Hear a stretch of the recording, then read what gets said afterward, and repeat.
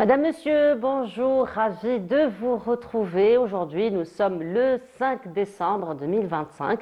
Il est 8 heures et nous allons vous accompagner comme chaque matin jusqu'à 9h30. Alors ce matin, nous allons nous intéresser à l'hygiène buccale, on va dire, puisque le 10e congrès international d'orthodontie aura lieu donc à partir d'aujourd'hui jusqu'à demain. Et cette fois-ci, donc, le congrès est placé sous le thème orthodontie 360 entre esthétique et fonction. Nous allons parler également de culture et particulièrement le Festival international du film d'Alger qui a débuté hier, qui va se poursuivre jusqu'au 10 de ce mois. Nous sommes déjà à la 12e édition. 101 films sont programmés. Donc lors de cette édition, nous reviendrons avec un peu plus de détails dans un petit moment en compagnie de nos invités. Et nous retrouverons notre ami Farhat Mouzaoui à partir de 8h30, à partir de Ouergla. Et cette fois-ci, donc, il va s'intéresser aux télécoms, il s'intéressera également à l'environnement et aussi au patrimoine. Voilà donc pour le programme de cette matinée. Mais avant cela, ce sera pause musicale comme d'habitude et ce sera en compagnie de Maher Zain qui va nous interpréter une belle chanson, Qalbi fil Medina.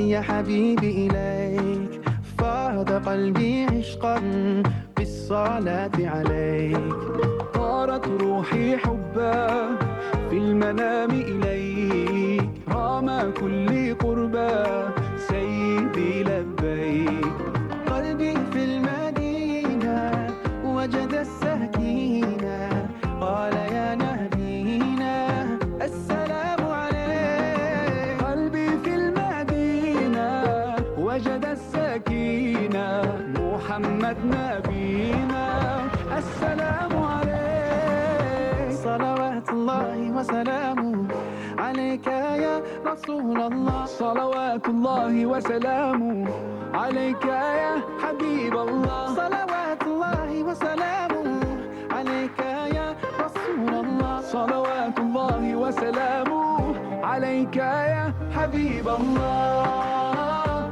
رسول الله حبيب الله رسول الله حبيب الله يا أبا الزهراء كم أحن إليك للقبات الخضراء جئت أصلي عليك يا جد الحسنين محمد يا زين يا من جئتنا بشرى طه نور العين قلبي في المدينة وجد السكينة قال يا نبينا السلام عليك قلبي في المدينة وجد السكينة محمد نبينا السلام عليك صلوات الله وسلامه عليك يا رسول الله صلوات الله وسلامه عليك يا حبيب الله صلوات الله وسلامه عليك يا رسول الله صلوات الله وسلامه عليك يا حبيب الله رسول الله حبيب الله رسول الله حبيب الله رسول الله. Et de retour sur le plateau, c'était donc Maher Zain qui nous a interprété cette magnifique chanson intitulée Qalbi fil Medina. Place à l'orthodontie actuellement, puisque le 10e congrès donc autour de l'orthodontie va commencer dans quelques instants. Notre invité est parmi nous justement le président de l'Association algérienne d'orthodontie, Dr Reda Halim. Bonjour, marhaba bik. Bonjour, merci pour l'invitation. Ah bah, c'est un plaisir. Alors c'est la 10e édition, une véritable tradition, docteur. Oui, je pense que nous avons en en 12 ans, parce que nous avons dû arrêter quelques éditions Oui. par rapport À la crise sanitaire. à la crise sanitaire. Donc nous sommes à notre 10e édition et je pense que la Société algérienne d'orthodontie aujourd'hui peut être fière de son parcours. Donc nous allons organiser aujourd'hui et demain le 10e congrès avec une première journée qui est dédiée aux ateliers et donc un cours pré-congrès bien évidemment. Nous recevons une pointure de l'orthodontie mondiale qui est le professeur Nanda, mondialement connu pour ses travaux scientifiques. Et bien évidemment le samedi et le congrès lui-même avec donc une pléiade de conférenciers qui nous viennent de différents pays, de Tunisie, du Liban, de la France, donc des États-Unis, même du Brésil. Donc nous les avons cherchés de très loin pour satisfaire en tout cas notre corporation. Voilà, les quatre coins du monde en tout cas. Alors cette fois-ci, le congrès est placé sous le thème orthodontie 360 entre esthétique et fonction. C'est vrai que lorsqu'on parle orthodontie, première chose qui nous vient à l'esprit, c'est le sourire hollywoodien, n'est-ce pas? Tout à fait. Donc c'est une spécialité qui à part entière, comporte, d'abord c'est une spécialité médicale, ça j'aime à le dire, toutes les fois on me pose la question. C'est une spécialité médicale qui comporte quand même deux volets. Donc il y a un volet qui est attrait à l'esthétique, qui est indéniable, qui en fait est en rapport avec notre demande, la demande de notre patientèle. Donc les patients viennent nous voir dans une première intention pour un but esthétique. Et bien sûr, en tant que médecin, nous ne devons pas écarter le volet médical qui lui est très important, notamment dans la prise en charge de l'enfant et le dépistage des anomalies que l'on retrouve très très jeune, à partir de 5-6 ans. Et donc justement, 2 jours de congrès, 2 jours de rencontres, donc un brassage, on va dire, de plusieurs expériences qui viennent des 4 coins du monde. Alors, les objectifs principaux donc, de cette rencontre? Eh bien, tout d'abord, comme vous venez de le dire, c'est un échange d'expériences. Donc, c'est une collaboration entre différentes nations. Et nous avons tout à gagner à montrer aussi notre expérience algérienne. Nous pouvons être fiers de notre expérience algérienne, puisque nous avons quand même, durant ces 10-15 dernières années, subi une mutation sur le plan professionnel. Les praticiens aujourd'hui sont beaucoup plus conscients des moyens qu'il faut mettre pour arriver à un apprentissage.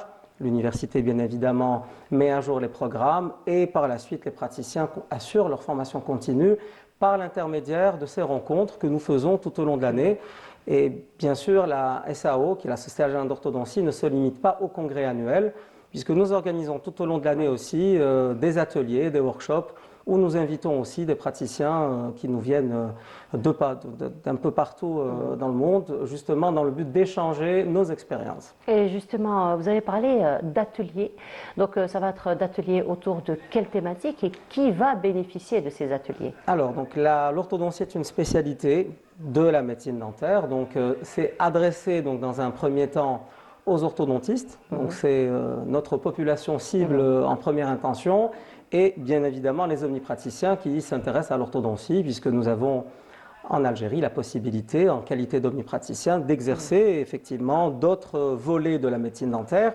Donc nous les invitons à nous rejoindre pour ces ateliers-là et bien évidemment ils seront les bienvenus. Voilà, mais sinon l'autre volet, on va dire le volet scientifique, là il va y avoir des conférences. Donc quelles sont les principales thématiques sur lesquelles vous allez revenir? Alors nous avons des thématiques très spécifiques en orthodontie.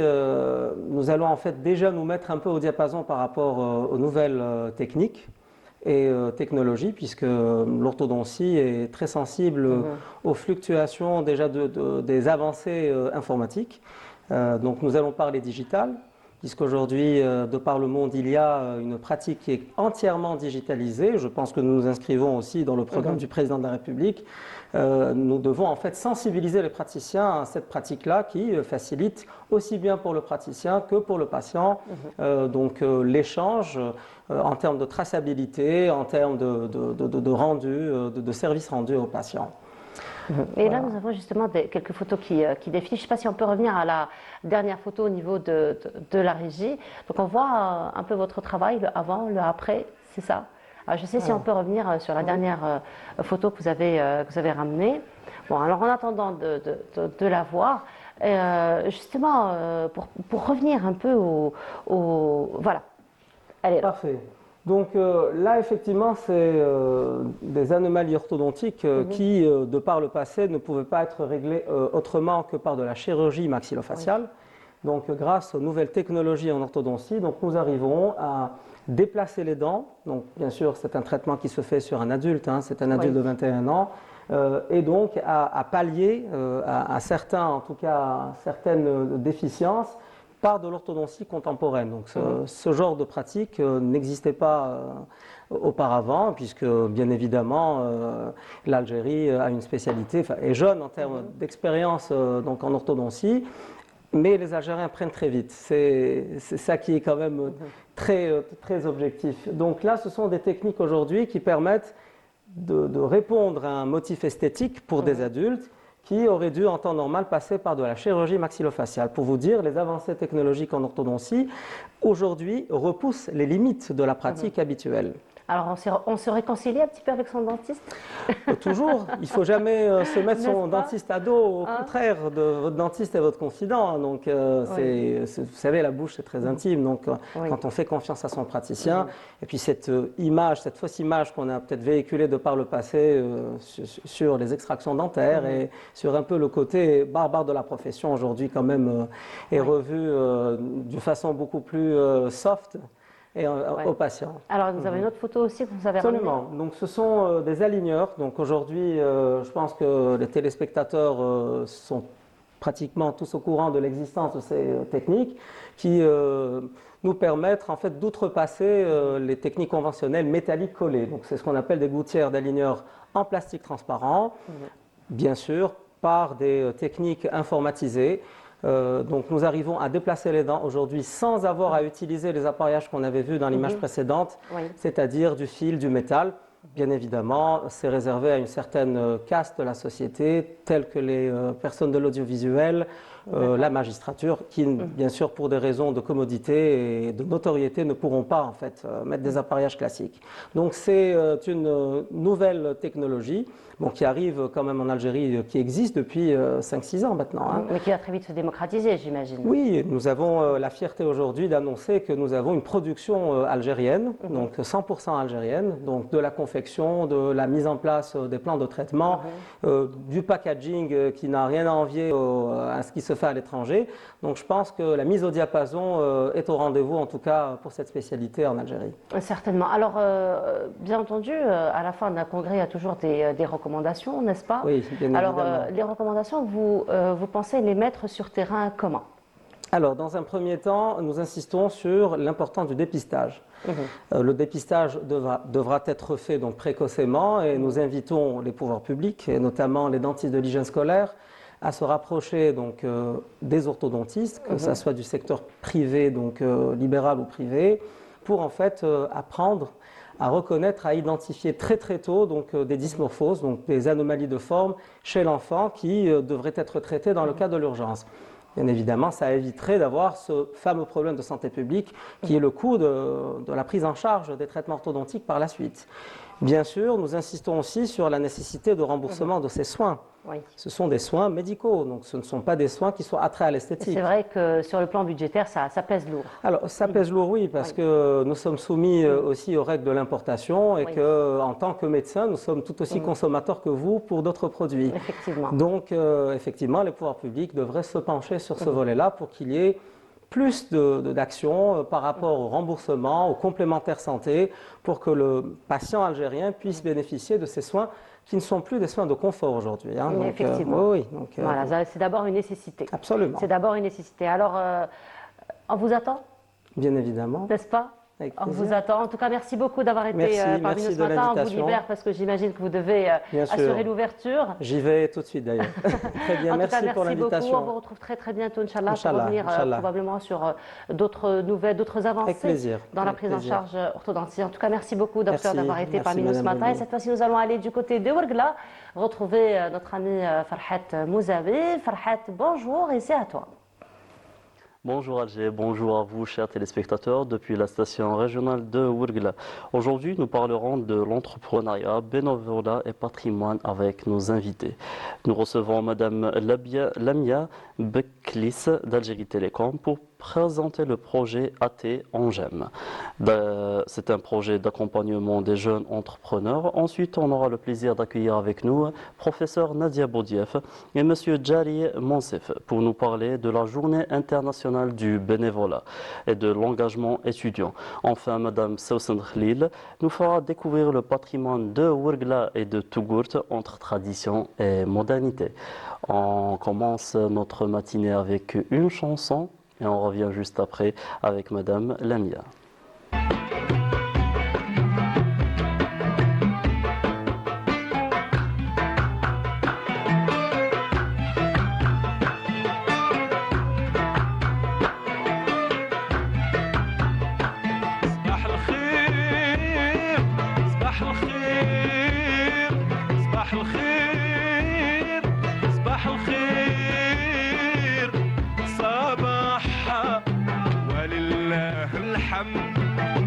صباحا ولله الحمد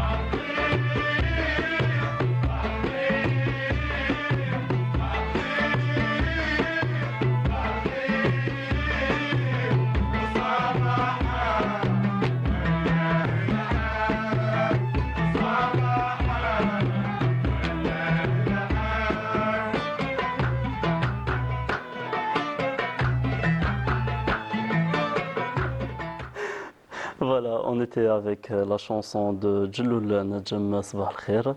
Sabah al-Khair, madame, ça va? Ça va, et vous? Bien réveillée? Ah oui. Madame Lamia. Donc aujourd'hui, vous allez nous parler du projet AT en GEM. En quoi consiste la convention entre Algérie Télécom et l'ONGEM?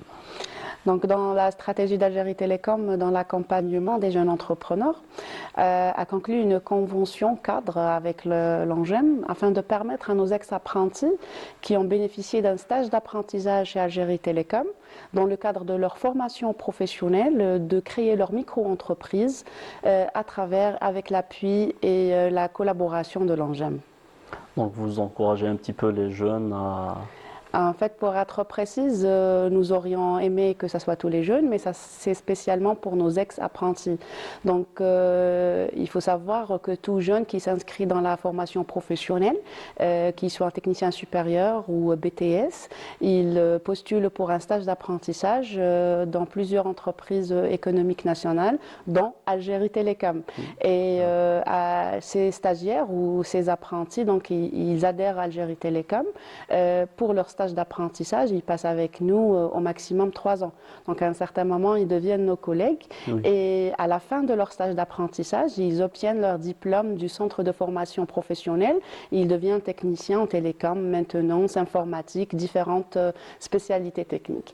Et quelles sont les spécialités que vous avez vraiment touchées dans ce... Donc c'est les formations et les spécialités techniques. Les formations techniques, c'est-à-dire qui sont dans le domaine d'éthique d'Algérie Télécom ou éventuellement l'informatique. Donc ces jeunes entrepreneurs, ces jeunes apprentis, ex-apprentis qui sont passés par un stage d'apprentissage, je précise, chez Algérie Télécom, ont l'opportunité d'adhérer à ce programme, bénéficier d'un microcrédit, créer leur micro-entreprise. Algérie Télécom leur assure une formation, d'ailleurs c'est le but de notre présence ici à Ouargla, où nous avons organisé un regroupement où il y a plusieurs ex-apprentis qui sont venus de la wilaya de Tamanrasset, de Ouargla, Gherdeya, Ain Salah et qui sont ici pour bénéficier de cette formation. Donc, si vous permettez, cette formation a pour but de capitaliser les compétences acquises durant leur passage chez Algérie Télécom, les 3 ans ou les 2 ans ou ça des 18 mois. Donc, c'est une capitalisation des compétences acquises et leur permettre d'être spécialistes dans ce que nous appelons le raccordement client FTTH. D'accord. Donc un petit peu, vous avez choisi Ouargla pour être près des gens du C'est-à-dire Sud. que, tout à fait, c'est la capitale du Sud algérien, peut-être, mais aussi c'est parce que nous disposons d'une école régionale des télécoms ici. Donc nous avons invité ces jeunes apprentis, ces ex-apprentis à nous rejoindre ici pour bénéficier de cette formation et là on les hébergeons aussi. Nous D'accord. pouvons leur assurer l'hébergement.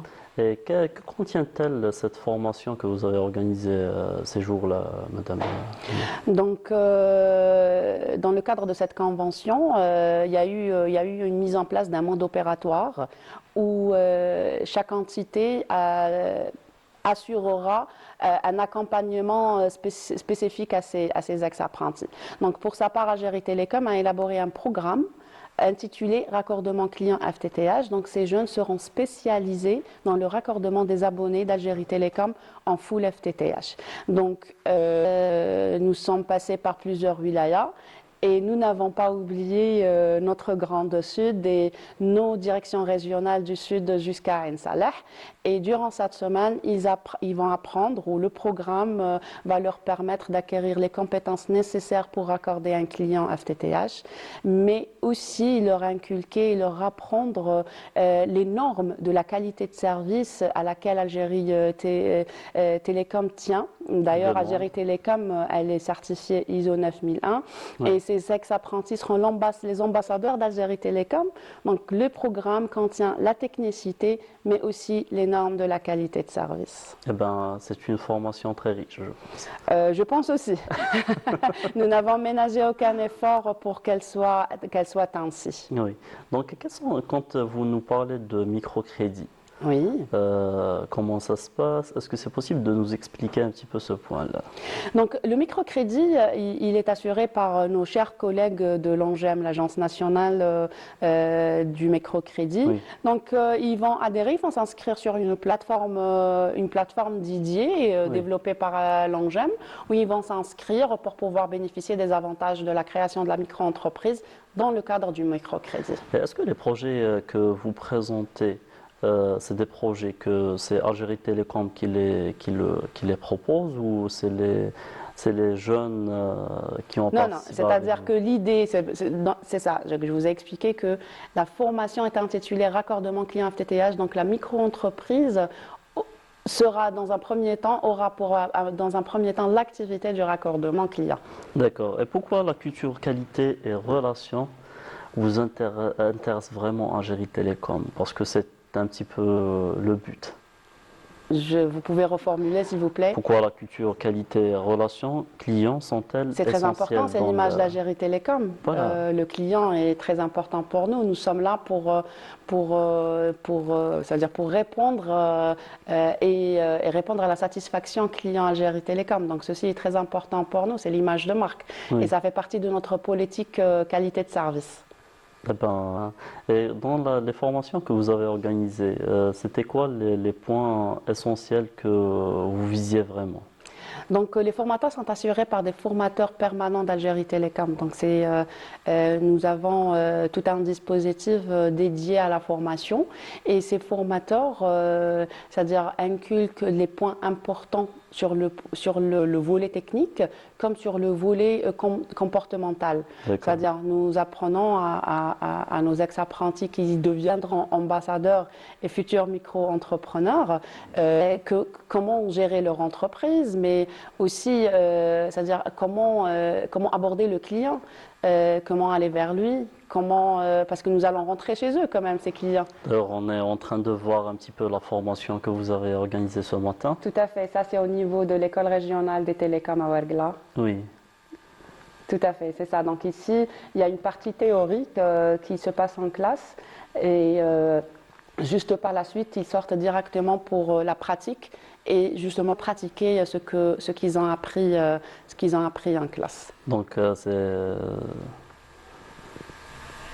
Donc ici, il est en train de leur expliquer certaines technicités du matériel d'Algérie Télécom pour le raccordement, le matériel nécessaire pour le raccordement.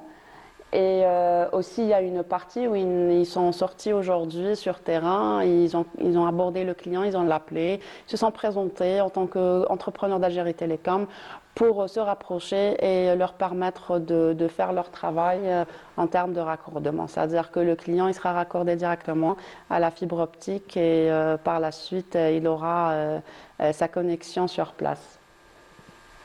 Donc cela leur permettra de démarrer directement dans leur projet. Tout d'accord. à fait. C'est des projets qui ont une relation avec Algérie Télécom ou tout type de projet? Tout à fait. C'est en relation avec Algérie Télécom, c'est-à-dire ces jeunes, ces ex-apprentis, après la finalisation de leur création d'entreprise, ils auront un plan de charge avec Algérie Télécom pour raccorder les clients. Nous avons un plan de charge annuel et aussi participer à la réalisation des objectifs de la stratégie gouvernementale qui est de connecter qui est le full FTTH sur le territoire national, notamment le Grand Sud algérien. Voilà, on voit aussi les jeunes qui Tout à fait. sont en train d'inspecter les câbles normalement. Ils sont en train d'inspecter les câbles pour pouvoir détecter les bonnes boîtes pour raccorder les clients à qui ils ont donné rendez-vous aujourd'hui. D'accord. Voilà. Donc, En fait, ici, c'est un nous sommes- accompagnement qui est c'est pas qu'une formation, c'est un accompagnement qui Total. dure bien plus que ça. Total, exactement. Oui. Donc pour ce projet, il y a eu une installation d'un comité qui est nommé comité de pilotage du projet. D'accord. Et le rôle de ce comité, c'est d'accompagner ces jeunes jusqu'à ce qu'ils réussissent leur entreprise avec Algérie Télécom et adhérer au cluster d'Algérie Télécom. C'est bien, on vous souhaite plein de réussite. Merci beaucoup. Et quel est l'impact ce programme aura-t-il sur la génération de FTTH au Sud? C'est-à-dire, quel impact? L'impact, c'est la création de la valeur économique déjà. Oui. C'est, comme j'avais dit au préalable auparavant, c'est la réalisation de la stratégie du gouvernement dans la numérisation et plusieurs d'autres projets. Et le Sud, tel que le Nord, hein, c'est la stratégie du full FTTH. Donc- Le full FTTH, après on verra dans 10 ans quelle technologie nous aurons. Et quels sont les buts futurs que vous avez, madame? Dans quelle activité, les buts futurs? On pourrait en parler de tout. Alors, les buts futurs, nous, c'est à court terme, on va dire, c'est réaliser nos objectifs. Déjà, pour la création d'entreprises, faire adhérer nos ex-apprentis, excusez-moi, Oui. dans l'entrepreneuriat. Et puis par la suite, on se reverra pour en parler d'autres. D'autres sujets? Inch'Allah. D'autres objectifs, pas d'autres Oui. sujets, d'autres Et objectifs. quel est le message que vous pouvez donner aux jeunes qui veulent intégrer la société de Algérie Télécom? Qui veulent adhérer au programme Algérie Télécom en GEM, moi je leur dis n'hésitez pas. Oui. C'est un programme porteur, assuré, encadré par un comité, que ce soit chez Algérie Télécom ou chez l'ANGEM. Merci pour toutes les informations que nous Je vous en prie, que merci à vous avez de m'avoir données. reçu. Merci d'avoir accepté notre invitation pour parler de cette formation AT en GEM. Merci à On vous. vous souhaite plein de réussite et marhaba bik fi Oued. Biko ahla yaïchek. Merci beaucoup. Merci. Chers téléspectateurs, je vous laisse avec la chanson de Athman Tafna et on reçoit après Madame Nadia Boudiaf et Monsieur Jari Monsef pour parler de la journée mondiale du bénévolat.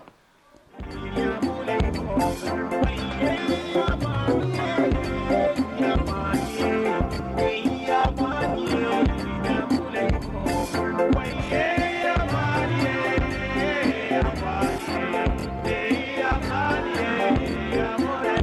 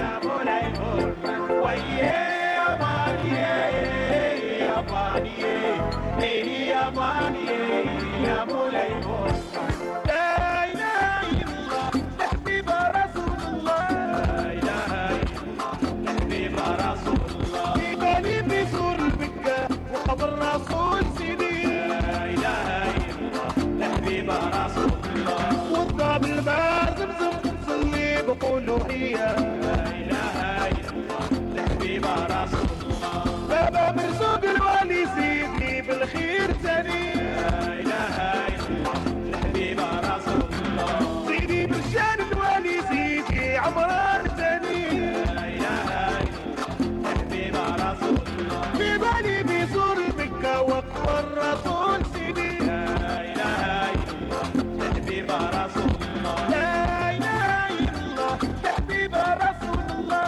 لا اله الا الله حبيب رسول الله في بالي بيزور مكه وقبر رسول سيدي لا اله الا الله حبيب رسول الله والقبل ما زمزم صلي بقولوا هي لا اله الا الله حبيب رسول الله بابا مرزوق الوالي سيدي بالخير تاني لا اله الا الله حبيب رسول الله سيدي بالشان الوالي سيدي عمران تاني لا اله الا الله حبيب رسول الله في بالي بيزور مكه واكبر رسول سيدي لا اله الا الله حبيب رسول الله الحبيب الله الحبيب رسول الله الحبيب رسول الله الحبيب الحبيب الحبيب Et voilà, on était avec Athman Tafna et on reçoit Madame Nadia Boudiaf et Monsef. Merci d'avoir accepté notre invitation. Merci. Marhaba bikoum. Merci beaucoup et je vous retourne les remerciements pour votre invitation aussi. Merci à vous, merci à vous. Donc, Madame Nadia, aujourd'hui, vous allez nous parler de la journée internationale du bénévolat. En fait, qu'est-ce que le bénévolat? Bon, je remercie, avant de commencer, Oui. un grand salut pour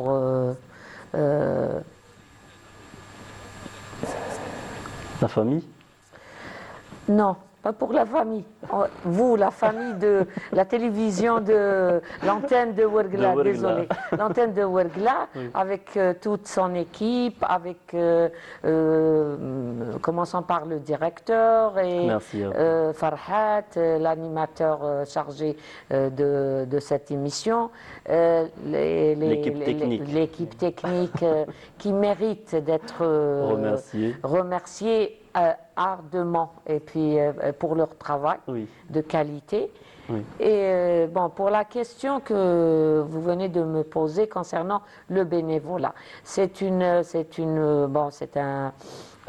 un acte que la personne fait sans pour autant attendre quelque chose de matériel En retour. en récompense. Oui. C'est quelque chose que l'individu fait avec l'intention de fournir à l'autre, que ce soit un individu ou un groupe, une aide, différentes formes. C'est possible, ça peut être matériel, moral, physique, pour aider les autres, l'autre partie, à résoudre un problème, à Trouver une avancer, solution, oui. à changer des situations pas très agréables pour des personnes. Et c'est quelque chose qui a une très très grande importance pour le développement, pour l'individu et pour la société tout entière. Oui. Donc, Monsef, vous êtes dans un club à l'université de Ouergla et vous avez organisé un événement qui a un rapport avec le bénévolat. Oui. Donc, pouvez-vous nous présenter un petit peu brièvement le club de SPE et PSO? Voilà. Allez. Donc, Petroleum Club Ouergla SP Student Chapter, c'est un club affilié au Petroleum Club Engineers. So, c'est un club, c'est totalement volontaire. So, On va pas. C'est un problème je pense de filière. Ils sont plus anglophones que Oui, francophones. oui, oui. Exactement. Donc, Oui. c'est un club scientifique dynamique qui vise à développer les compétences techniques, professionnelles et même humaines des étudiants. Oui. Donc, notre vision, c'est créer un environnement où les étudiants peuvent apprendre, partager, innover, tout en incluant la communauté universitaire. Donc, c'est un petit peu, c'est du bénévole. Oui, oui, c'est l'esprit de solidarité, de promouvoir la solidarité et l'engagement social hors cours, hors classe, et dans des activités différentes, tout à fait différentes du côté académique. Oui. Et qu'est-ce que vous pouvez nous dire en voyant des jeunes qui s'intéressent à cet acte brave?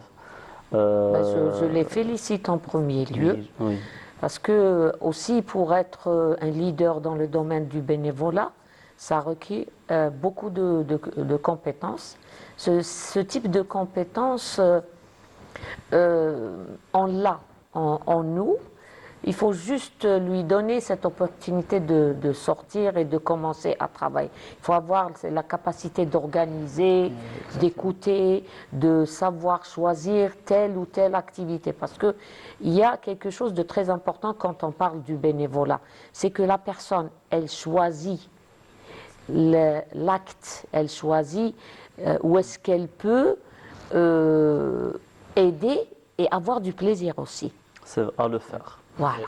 Oui. Donc, quand on fait quelque chose et on n'a pas en retour une certaine satisfaction que j'ai fait quelque chose et pour les autres gens, ils étaient contents, on ne va plus le faire. Donc, En fait, c'est un petit peu le plaisir de faire plaisir.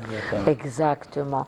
Et actuellement, on a tendance à oublier ce petit sentiment parce que les gens dans la société actuellement, je ne parle pas de l'Algérie, c'est mondialement.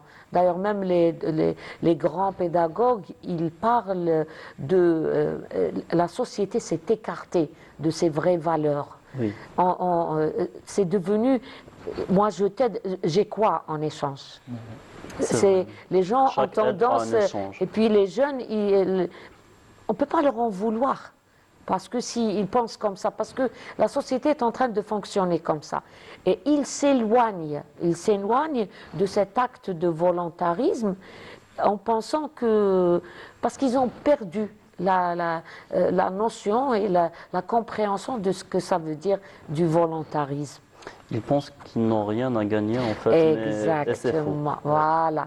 Donc il faut leur apprendre, réapprendre à voir le côté quand je suis bénévole, je le fais avec beaucoup D'amour, voilà, je me rapproche aussi parce qu'on est musulman. Oui. Donc je me rapproche du bon Dieu. C'est une façon de guérir aussi quelques maux personnels. Je ne suis pas inutile. Je suis quelqu'un que l'autre a besoin de lui. Donc c'est quelque chose dans le côté boosté. Le côté volonté de travail et aussi c'est une bouffée d'oxygène aussi. c'est vrai. Parce que quand on est volontaire, on est libre, on Oui, fait vrai. des choses. Bien sûr. Il n'y a pas quelqu'un qui va dire ne fais pas ça, ne fais pas comme ça. Il n'y a pas. Voilà, on est libre. On a cette sensation de De- liberté, voilà. de plaisir, de faire des choses et de faire plaisir à l'autre. Parce que quand on voit quelqu'un très content de ce qu'on lui a fait, c'est vraiment Une satisfaction. très très très élevé. Ce n'est pas bon, je suis bien. Non, non, c'est Oui. quelque chose. C'est comme De si bien une plus fort. énergie positive pour l'individu énorme. Oui. Voilà. Et Moussef, dans cet événement que vous avez organisé, quels sont les objectifs principaux que vous avez fait Donc, l'objectif principal, c'est de valoriser l'acte de bénévolat. Donc, et sûrement, donc, pour encourager un petit peu les encourager jeunes? exactement. Oui. Donc, et puis, dans cette journée, on va faire des conférences qu'on va parler à propos de Est-ce qu'on a Non, non, non. C'est ça, oui, continue, il n'y a pas de Donc, problème. oui. Donc, dans ce jeu-là, on va valoriser Un petit La peu promotion, la promotion, la voilà. promotion de l'esprit. Oui, Voilà, c'est ça, exactement. l'esprit du volontarisme. C'est ça. Exactement. Voilà. Donc, qu'est-ce que vous pouvez dire à ces jeunes qui veulent... La chose très très importante dans le bénévolat, c'est un état d'esprit. Et au contraire, je les encourage, je les félicite et je dis même, Monsef, le professeur Nadia Boudiaf à l'université de Ouargla, je suis bénévole, je vous présente ma main pour, si vous avez besoin d'être conseils. accompagné, n'hésitez pas, parce que la psychologie, l'approche psychologique et tout ça, on en a besoin pour parler aux gens, pour promouvoir, pour parler du bénévolat. Pourquoi on doit faire du bénévolat? Et même- C'est parfois, pardon Farhat, Oui. parfois c'est des thérapies aussi. Oui. Il y a des étudiants qui se sentent mal, qui sont éloignés de leur famille. Donc, pour rester, pour vivre dans la cité, les portes fermées, sans aucune activité, le bénévolat va vraiment les aider à s'adapter. Oui, et aussi. même la psychologie aide vraiment à comprendre la personne, Exactement. oui, et à comprendre ses besoins. Exactement. En fait, ça va servir un petit peu Et là, on est, vu l'âge, l'expérience, et aussi, on est passé par là, on était étudiant aussi. Et le bénévolat, bon, moi j'appartiens à une génération où il y avait du bénévolat. Je me rappelle avant ça, même mes frères plus aînés, il y avait c'était des bus qui attendaient les étudiants pour les emmener vers les champs, cueillir les fruits, aller vers. C'est Belle quelque ambiance. chose. Oui, une très belle ambiance, bien sûr. Oui. Maintenant, voilà, il y a la journée, par exemple, je veux rendre ma faculté propre. Eh ben, on n'a pas à attendre les autres pour que ça se fasse. Rendre l'environnement vert aussi, c'est les étudiants qui le font. Faire, par exemple, partir, visiter des endroits, par exemple, faire une journée de promotion vers les personnes qui ont le cancer ou bien les enfants. Aux besoins nécessiteux. Voilà. Donc c'est quelque chose, on va les faire sortir dans la nature. Ça c'est aussi, ça fait partie de la vie et aussi c'est un acte qui est signe d'un esprit. ça. Oui. Parce que moi, je ne peux pas exister sans que l'autre soit un de mes intérêts. D'ailleurs, le psychologue Maslow, Oui. et dans les approches pédagogiques, il parle d'un paradoxe que l'individu lui-même, il ne se reconnaît pas lui-même, se reconnaître soi. Mais je dois reconnaître qu'il y a une autre personne qui est différente de moi, et là je vais trouver ma personne. Donc, je peux travailler, faire du bien autour de moi, et vivre ma personne et voilà, avoir le plaisir de vivre en communauté avec l'autre. Et aider l'autre. Et aussi dans l'islam aussi. Oui. لا يؤمن أحدكم حتى يحب لأخيه ما يحب لنفسه. Ça veut dire qu'on ne peut pas être un bon musulman, un bon croyant, si on ne perçoit pas que l'autre, il doit avoir les mêmes choses que moi, j'aurais aimé avoir. Moi, ce que j'aime pour moi, je dois le souhaiter pour l'autre aussi. Oui. Voilà. Moi, c'est comment en fait pour un petit peu réunir ces jeunes et leur faire comprendre que le bénévolat, en fait, c'est un acte brave qu'il faudrait bien faire. Donc, tout d'abord, on a des conférences, on parle on parle de cet événement. Après un mois ou 2 semaines, ou 3 semaines, je sais. Oui. Oui. Donc, on parle. Vous faites un petit peu une publicité pour Oui, l'événement donc on lui-même. fait une publicité à travers Les réseaux sociaux. les réseaux sociaux et aussi avec des stands qu'on va faire, des ateliers pratiques et professionnels dans d'autres événements. Et aussi, on a beaucoup de communication avec les étudiants. On va faire. Vous transmettez l'information. Exactement, on va Voilà. transmettre L'information. l'information. Est-ce que c'est possible de nous présenter brièvement les activités que fait votre club SPO? SPI, PCO. Voilà, Oui. Donc on a des conférences et des. c'est des codes base. Donc on organise organise et participe à des événements et conférences nationaux et internationaux, comme il existe un événement appelé FENEC qui est organisé 100% par SPI et PCO. Oui. Aussi on a Gotec Donc on va demander à notre script de nous lancer un petit peu les images oui. de votre club et Ouais. des activités que vous faites dans votre club. Voilà, on est en train de voir. Ouais, ça. Donc ça c'est un petit peu les conférences que vous donnez dans ce club-là. Ouais. Voilà. Donc Oui. Qu'est-ce que vous en pensez de ces activités, Madame Zia?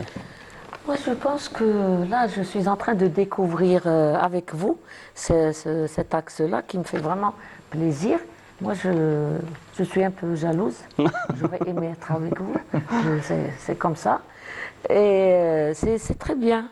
C'est Oui. juste, moi, c'est la question qui me... c'est que ces activités-là, vous les faites en collaboration avec d'autres organismes. Ouais. Voilà. Donc, c'est très bien.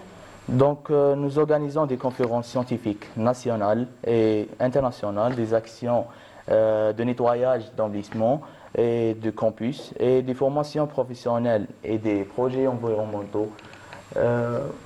C'est Oui. ça. Donc c'est un petit Et peu aussi, on a des sorties scientifiques vers les sociétés pétrolières nationales et multinationales. C'est bien de trouver des jeunes Oui, oui. qui ont C'est des beaucoup- perles rares, Oui. Farhat. Il faut les préserver. C'est vrai. Et quelles sont les compétences, Madame Nadia, Nécessaires. non, acquis par le bénévolat, par les étudiants? Oui, ça c'est une très bonne question.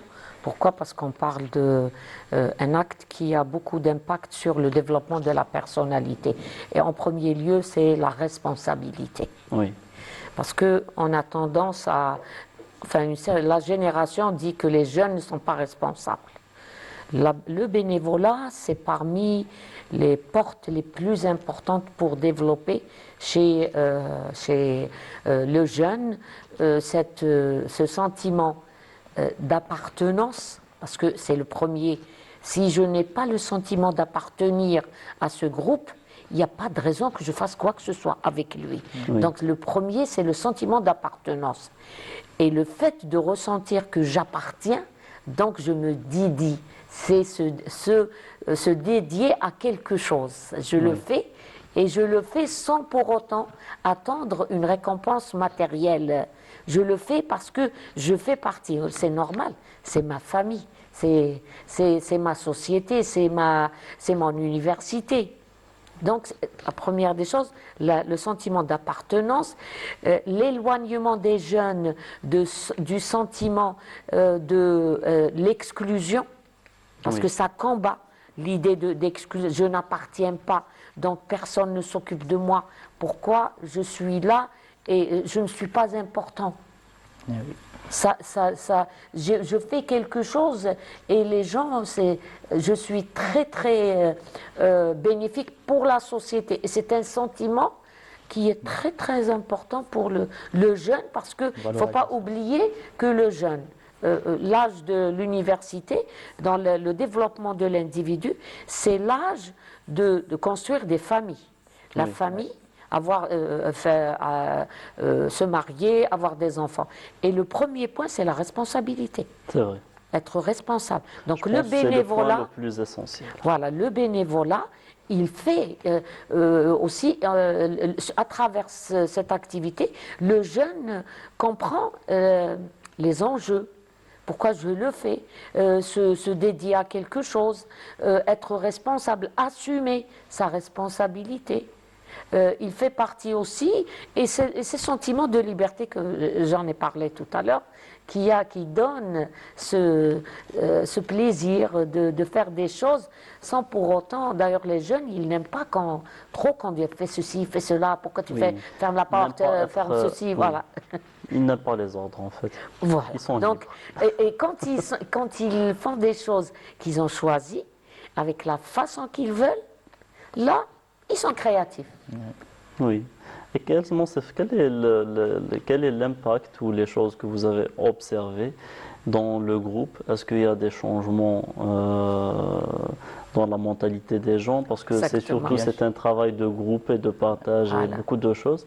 Est-ce que vous avez observé des changements? Bien sûr, les gens deviendront plus confiants, plus responsables. Aussi des gens qui se sont membres dans les clubs, surtout notre club SPI-PCO, Oui. ils nous dira que cette expérience de bénévolat, elle a aidé dans son domaine carrière, quel que soit spécialité. professionnel ou carrière. Personnel en fait, oui. Exactement. Ils apprennent beaucoup de choses Oui, tout oui. en faisant des activités pareilles. Il y a aussi un point, Oui. Farhat, qui parle côté CV. Quelqu'un, quand il mentionne dans son CV Exactement. qu'il est membre Qu'il est bénévole de bénévole. tel et tel, ça fait un petit coup de pouce, hein, Oui, oui. important. Ça ajoute surtout. Ça donne à l'entreprise qui va l'employer une Qu'il a certaine l'esprit assurance. d'équipe. Voilà, Exactement. Voilà. exactement. Oui, Ça veut dire qu'il peut travailler en équipe. oui, avec les autres. Des habilités. leadership. Voilà. Oui. Et Madame Nadia, qu'est-ce que vous pouvez dire pour les jeunes, pour les encourager un petit peu dans ce côté du bénévolat? Alors, le fait d'aller vers le bénévolat, n'oubliez pas que là, vous travaillez votre personne et vous travaillez vers la société aussi. Donc, c'est un bénéfice mutuel. Oui, Et il faudrait avoir à l'esprit que c'est un chemin pas vraiment très, très facile, mais les résultats après, ils sont très satisfaisants. Le fait de rentrer chez soi et de faire des choses, de se remémoriser ce que j'ai fait aujourd'hui, j'ai fait plaisir à quelqu'un. L'endroit n'était pas propre, après mon passage, il est resté propre. Oui. J'ai fait des connaissances, des gens qui sont venus, j'ai vu des sourires, j'ai vu des gens qui ont vraiment apprécié ce que j'ai fait. Donc continuez et ne baissez pas les bras, même s'il n'y a personne qui vous dit pourquoi vous faites ça. ne faites pas vraiment attention à ça. Il ne faut pas les écouter, carrément. Ça joue un très très grand rôle dans Ouais. le mental en fait. Ouais. Oui, Il y a une histoire, Farhat, si on a le temps. oui, bien Voilà. sûr. Il y a une histoire on parle il y avait un concours de tortues. Oui, Alors il y avait dans le passage pour atteindre d'un point A vers le point B. Le point A était dans un plateau et le point B était haut d'une montagne. Donc il y avait toutes les deux bords, il y avait ceux qui étaient ceux qui encouragent, les spectateurs. Voilà. Donc il y avait les tortues qui avançaient et puis à un moment donné, elles baissaient les bras. Tout le monde, à part une seule tortue. Après ça, qui est arrivé au point B, là-haut de la montagne. Et bien, après ça, les spectateurs, qu'est-ce qu'ils faisaient? Ils disaient, c'est trop difficile, c'est ce qu'ils disaient. C'est trop difficile, ils ne pourront pas, qu'est-ce qu'ils font, il n'y a pas de raison qu'ils le fassent et tout ça. Donc ils ont été influencés décourageaient, par, en fait. ils ont été découragés par les observations, sauf une qui est montée, là, elle était non-entendante. Allez. Voilà, elle n'a pas entendu ce que les autres ont dit et elle est arrivée au point de destination. Donc, c'est ce que je dis pour nos jeunes. Écoutez ceux qui vous encouragent. N'écoutez pas ceux qui vous découragent. Parce que ceux-là, ils n'ont pas le courage de faire ce que vous avez le courage de faire. C'est vrai. C'est vrai. Ben, c'est une histoire vraiment avec beaucoup de... Ouais. Oui. Monsef, peut-être un dernier mot pour les jeunes qui veulent intégrer le bénévolat. Qu'est-ce que vous voudriez leur dire? Donc, je vous remercie dernièrement. Et pour les gens qui veulent participer dans cet événement, donc au bénévolat, je dis que À travers ton expérience. à travers ma expérience. Voilà. Oui. Qu'est-ce que tu vas conseiller pour les jeunes qui qui veulent aller? Parce que toi, tu es rentré dans un domaine où beaucoup ok. ont peur d'y aller. N'hésite pas, Voilà, n'hésite voilà, pas, voilà. n'hésite pas. Rejoindre ces clubs-là. Ce sont des clubs qui vont beaucoup vous apprendre. Oui, qui vont donner plus que tu vas recevoir. Oui. Oui. Donc, c'est ça. Donc tu encourages les jeunes à... Oui, je les encourage. Madame Zadia, un mot peut-être. Et je sais bien que vous avez une fille qui a beaucoup... Deux, non. Voilà. Mais une qui a vraiment participé au bénévolat et aux Les actes... deux. Ah, les deux. Les deux, avec je ne sais pas si on a le droit de dire ISEC. Oui. C'est une organisation mondiale Oui. qui encourage les jeunes à partir dans les pays et faire l'humanisme, le côté humanisme. Ils enseignent aux enfants démunis et tout, voilà. Oui. Donc, et ça forge le caractère et La personnalité aussi. oui, énormément. Et je suis très fière d'elle et fière de tous nos jeunes qui vont vers ce chemin-là. Ça veut dire que, Inch'Allah, leur chemin est, avec la bénédiction de Dieu, Inch'Allah, Et plein de belles et bonnes choses. Exactement, exactement. Merci. On vous souhaite plein de réussite, Monsef. Merci.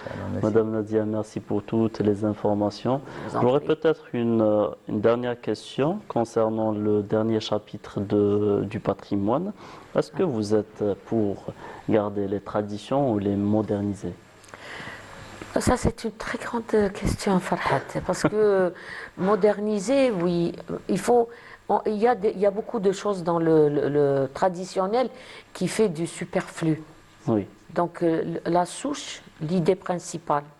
Parfois, on s'écarte. Il y a un écart, on se perd dans les détails, oui. dans les formes, alors qu'on oublie l'intérêt.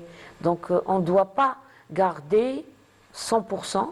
Et on ne doit pas négliger 100%, on doit être sage et voir et évoluer selon notre culture, notre conviction, et en même temps suivre. On ne va pas nager contre courant. Oui. Eh bien, Monsef, on vous remercie pour toutes les informations. Madame Nadia, c'est toujours un plaisir de vous avoir. Plaisir On partagé. va recevoir avec nous Sousan Khalil pour parler justement du patrimoine à Ouargla et à Tougourt. Ouais. On vous laisse avec une chanson de Athman Bali et on reçoit juste après Sousan Khalil. رسالتي كأن لجنة جنة ورياض كأني ما يسم ورسالتي كأن ورسالتي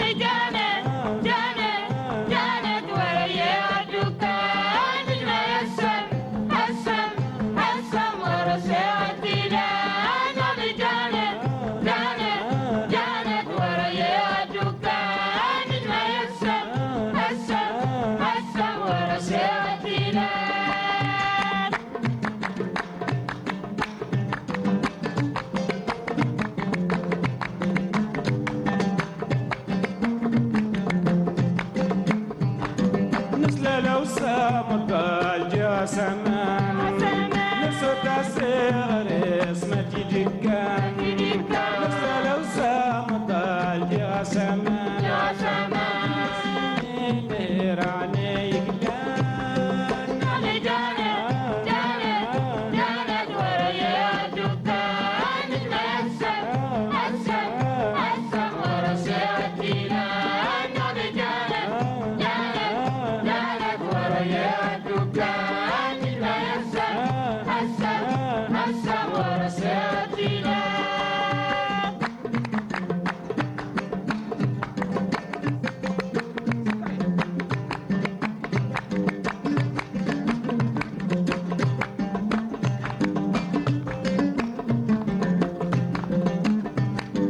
المسنين هيراني قلان يطلعوا دين وهين جدي وتيان المسنين هيراني قلان يطلعوا دين وهين جدي وتيان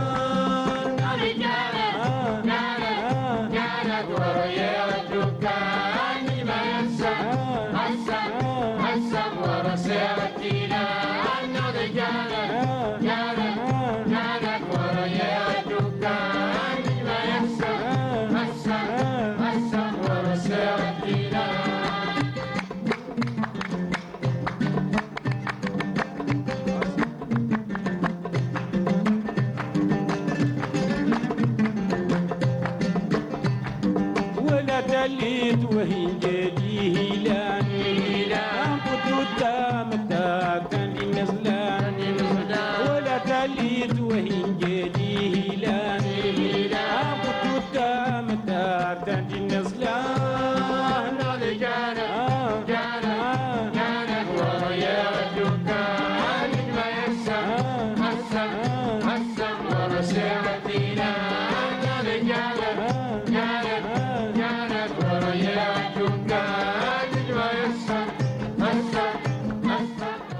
Et voilà, on revient à notre plateau. On a écouté la chanson de Othman Bali, Allah yarhamou. Et on reçoit avec nous Sawsan Khalil. Bonjour. Bonjour. Et merci d'avoir accepté notre invitation. Merci pour l'invitation, c'est toujours un plaisir. Ah, le plaisir à partager. Madame Nadia, vous avez répondu à une question que j'ai posée dans le chapitre bénévolat. Ensuite, on est passé au patrimoine. Exactement. Vous avez dit, On ne peut pas. Le côté traditionnel, on doit le garder. oui, Et aussi voir la modernisation. On Mais- doit, en préservant le ce qui traditionnel. est, ce qui est le plus important, la souche Oui. doit rester, mais tout ce qui est superflu, on On peut s'en passer. s'en passer. Sawsan, aujourd'hui, vous allez nous parler un petit peu du patrimoine à Ouargla et à Tougourt. Donc, qu'est-ce que vous pouvez nous dire sur ce patrimoine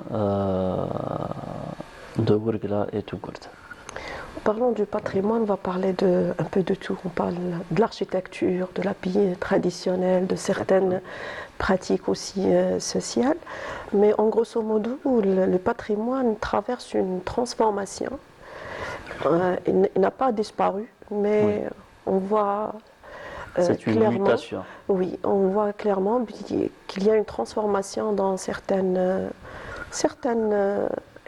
éléments de notre patrimoine. Bien sûr, impacté par l'influence de la modernité, le mode de vie actuel, l'évolution des pensées, le changement des générations, tout ça impacte l'apparence du patrimoine. Oui. Oui. Donc, qu'est-ce que vous pouvez nous dire comment les traditions évoluent-elles dans le côté habillement, par exemple? Par exemple, pour l'habillement, on opte beaucoup plus pour des pièces pratiques, pour un budget peut-être plus important que, disons, abordable. C'est ça, oui. Auparavant, l'habit traditionnel était réservé aux cérémonies. Oui. On le voyait lors des mariages, de l'Aïd, que ce soit pour hommes et femmes. Actuellement, même avec ce mode de vie, les tenues traditionnelles sont de plus en moins portées. Mais grâce à la modernité ou l'innovation, on peut s'assurer que ces pièces ou la touche de patrimoine, par exemple, à titre d'exemple, si on parle de broderie, Oui. qu'elle soit reportée sur des pièces faciles à porter, pratiques, qui reflètent ce savoir-faire et reflètent une certaine identité de notre pays ou notre région exactement. Oui. Madame Nadia, qu'est-ce que vous pouvez nous dire sur ce point de moderniser un petit peu les pièces? Permettez-moi de dire quelque chose concernant le patrimoine, le côté traditionnel et ça fait partie de l'identité de l'individu. Exactement. Si on va enlever tout ce qui est identitaire, on va se retrouver avec des gens sans identité. Et une personne sans identité, elle est dangereuse. Oui. Pourquoi? Parce qu'il n'y a rien qui la retient. Elle Il n'y a n'a pas de rien qui repère. Exactement, il n'y a pas de règles, de comportement, ce qui est permis, ce qui n'est pas permis, ce qui est accepté, ce qui n'est pas accepté. Les normes de comportement vont devenir... ça veut dire que on va être dans un esprit, tu fais ce que tu veux, comme tu veux, et sans aucun... limite, encadrement. Voilà. Et puis aussi, la personne, quand elle a une identité, elle est plus fière. Ça fait partie de cette personnalité. D'ailleurs, il y avait un certain moment dans la télévision algérienne, une émission qui dit « Kul shay mumkin ». D'ailleurs, c'est un exemple que je dis aux étudiants souvent. Je dis, observez, les gens qui venaient, ils disaient, moi j'ai tout, j'ai étudié, j'ai pu avoir une famille, mais donnez-moi mon nom. Ce que je veux, c'est mon nom. C'est mon identité. Mon nom, c'est l'identité. Et le nom, ça veut dire que l'arche, c'est j'appartiens. Et on revient à l'expression que j'ai utilisée, au terme que j'ai utilisé tout à l'heure, c'est appartenir. C'est un besoin, après les besoins fondamentaux de l'eau et l'oxygène et le sentiment de sécurité, on a le sentiment d'appartenance. On doit appartenir, et ça commence avec la famille. Et on dit, donc ça fait partie. Et ces traditions-là, ils ont besoin d'être maintenus, mais aussi dans les règles, dans un contexte actuel. Oui. Parce que si on reste dans l'esprit clos, de dire non, je ne change pas, on va casser les individus. Parce qu'on va les mettre dans une société qui ne les accepte pas. Et eux n'acceptent pas la société. Ils vont se retrouver dans une situation d'inadaptation. Et ce sont des gens qui vont être malheureux. C'est vrai. Donc ils vont suivre un chemin qui sera très très difficile pour eux. Donc préserver, oui, et revenir. Mais aussi avoir cette opportunité d'adapter, adjustment, à adapter ce qu'on a sans pour autant l'écarter, reconnaître, je suis musulman, je suis arabe, j'ai une culture. Une identité qui me représente. Cette culture-là, c'est ce qui fait ce que je suis maintenant. C'est vrai. Parce que l'Algérien, on le sait, dans toutes les... Là où on va, moi je voyage beaucoup. Oui. Et quand je dis algérien, c'est tout le monde avec... ah bon, oui, vous êtes comme ça. D'ailleurs, même quand on proteste, on nous accepte pour la... Quand on proteste, je dis non, c'est pas possible. On ne peut pas accepter ça. Les autres, ils sont là, ils disent rien. Voilà. Oui. Par connaissance que c'est un Algérien. L'Algérien, il va parler. Ça fait partie de notre identité. Oui. On est comme ça, mais aussi on apprend à voir. Et on est toujours fiers de porter la tenue qui nous représente. Oui. Alors, parlant de tenue, on va voir un VTR sur la Melhfa Ouarglia. Ensuite, on revient à notre sujet avec Sawsan. El Melhfa, tenue traditionnelle portée par les femmes algériennes, a pu résister au temps et au changement de la mode. Elle a toujours accompagné la femme saharienne dans toutes ses occasions joyeuses. Les tenues traditionnelles de la mariée, elle a une panoplie de tenues à porter durant les 7 jours du mariage. commençant de la Melhfa du jour de Touriyat, la visite du marabout. La deuxième, c'est celle de... Enfin, je vais revenir sur le Touriyat. On a parlé du Houli et on a parlé de la Melhfa. La Melhfa, il la porte maintenant. En ce moment-là, on porte la Melhfa le jour de Touriyat. Autrement, avant, c'était le Houli Argel, noir. La deuxième tenue, c'est celle de Bébé Deddi. Bébé Deddi, c'est le jour où elle ne voit pas les hommes de la famille. Voilà, yani tahjab. Les mariages à Ouargla durent 7 jours et 7 nuits, où la mariée porte une variété de melhfa et houli avec différentes façons. Il y a une variété de bijoux en or et en argent. Le troisième jour, c'est le jour de visite des marabouts, c'est des Berjel et c'est des Belkhair. Elle porte la tenue verte, le houli l'akhdar, vert. Et le jour de Sidi Abdelkader, elle porte le kharji avec le foulard bleu. Et le jour de la nuit nuptiale, elle porte le houli rouge avec son foulard, avec son bishkir et le bracelet en argent sur la tête. Le lendemain, qui est le premier jour de la nuit nuptiale, elle porte le houli qui est le del, Asgar, le même que celui-là. Elle le porte en 3 fois. Donc le deuxième jour, c'est le del. Elle le porte du matin jusqu'à Ba'd al-Asr. Après l'Asr, elle porte del noir. Del noir, il est différent. Et le jour d'Ifa, elle porte le kharji, mais pas le kharji en tissu, le kharji en laine. La melhfa noire, on la porte le jour de Baba Deddi. On met ce vol jaune sur la tête et on se maquille avec des produits naturels tels que le masque à la base de iné et safran. On met du kroul, meswek et le point noir. C'est du majoun qu'on l'extrait de l'encens et on porte différents de bijoux avec cette tenue.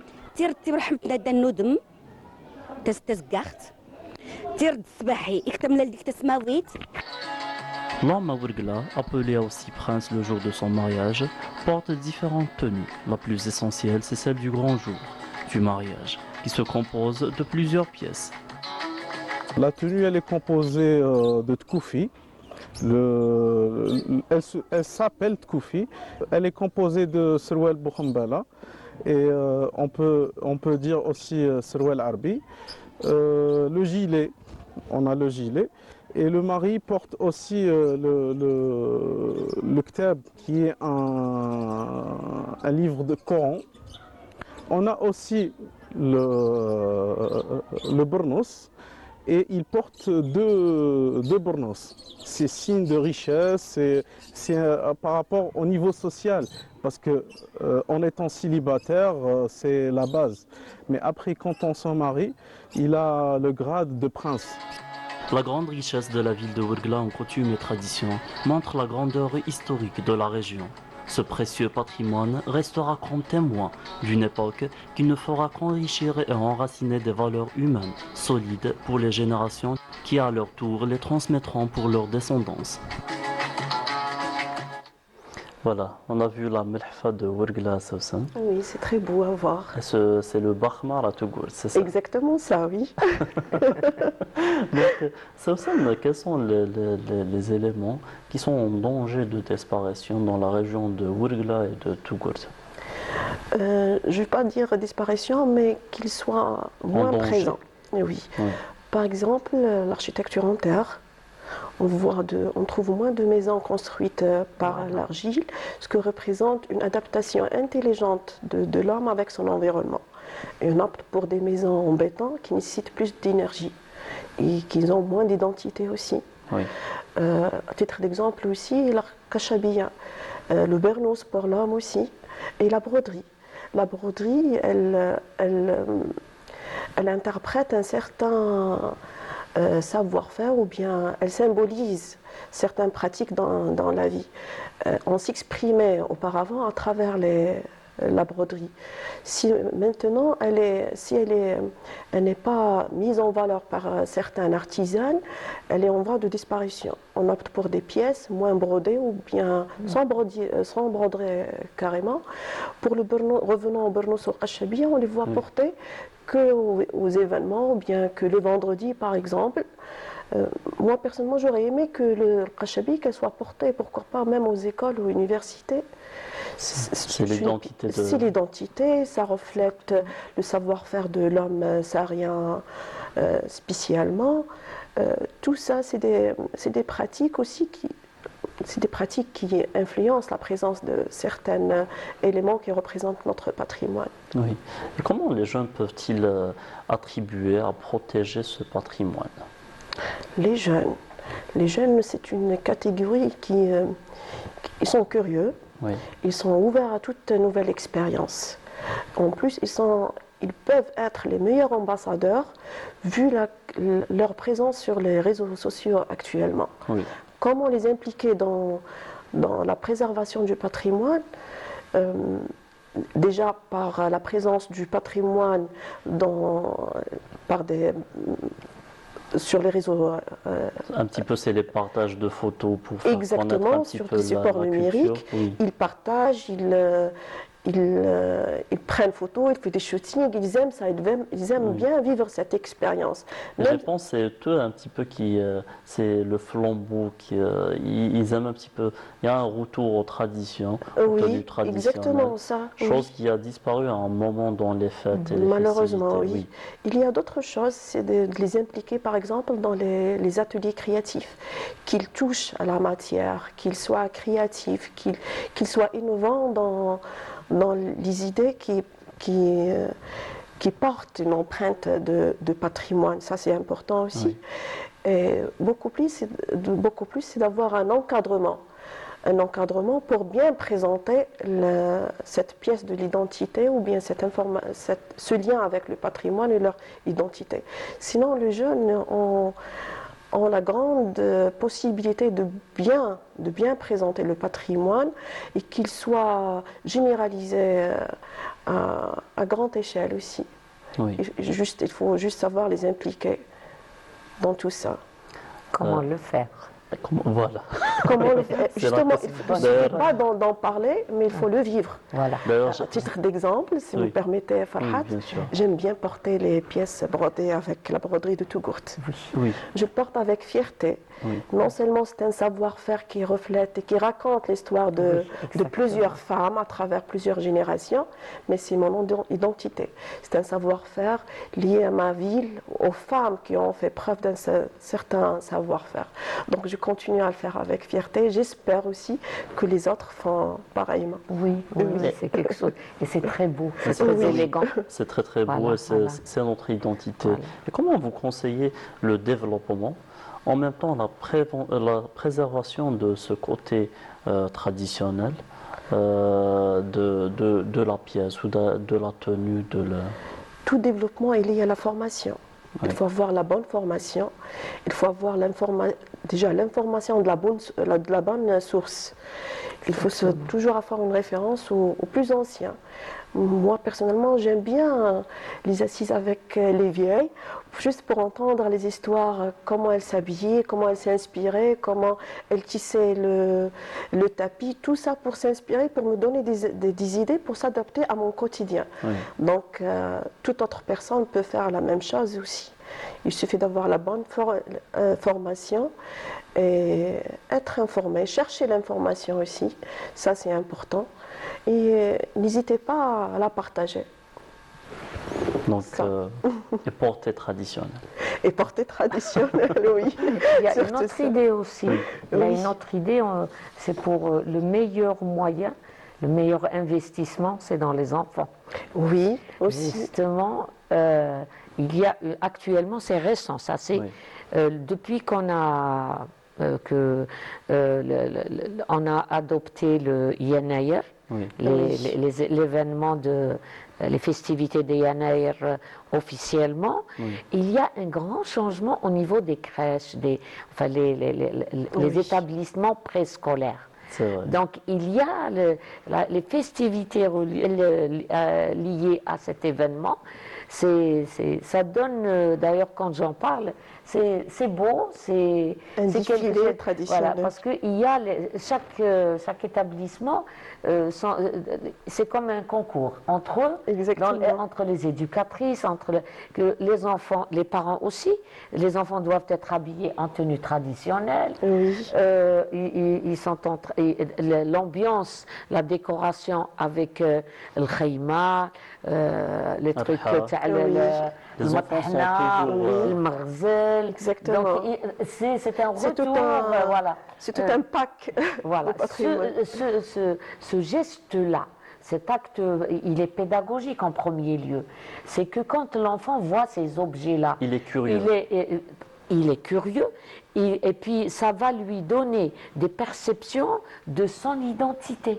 Oui. C'est une belle découverte aussi de différentes tenues. Exactement. C'est vrai. Et le fait, on est en train de former, de lui donner un background, c'est des informations sur La d'où il richesse. vient. D'où il vient.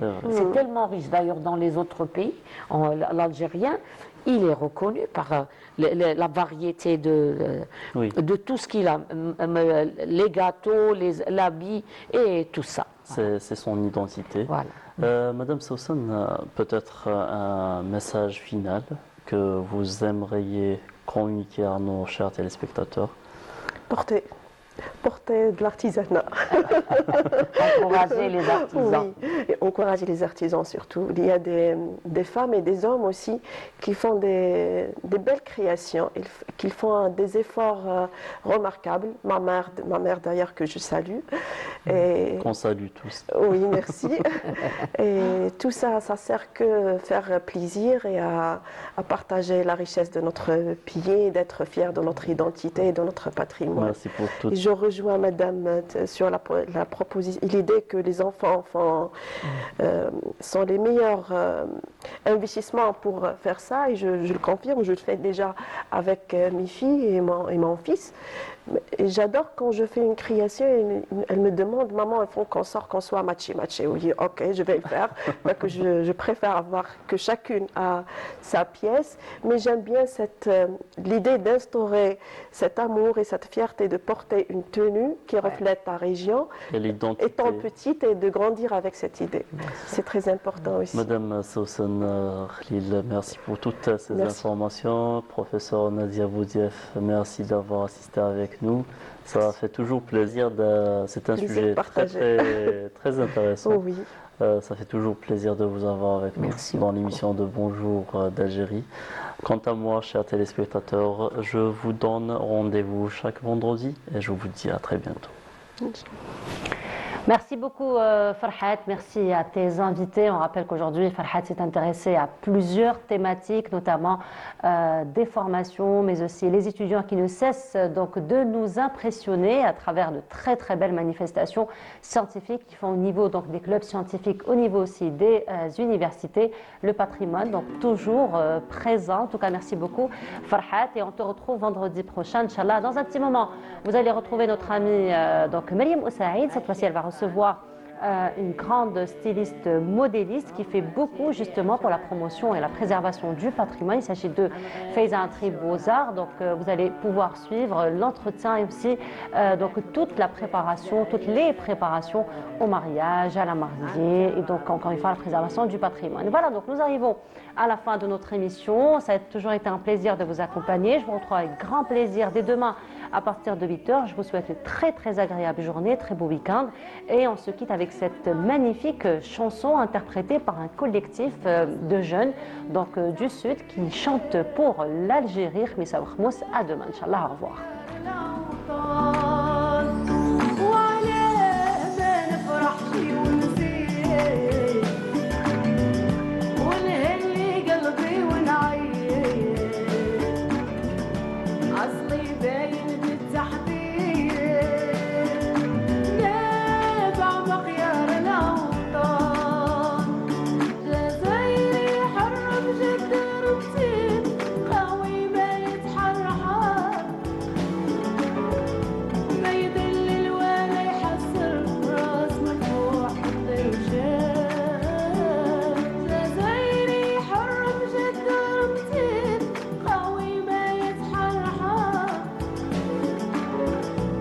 يدلل ولا يحسر راس مرفوع برجال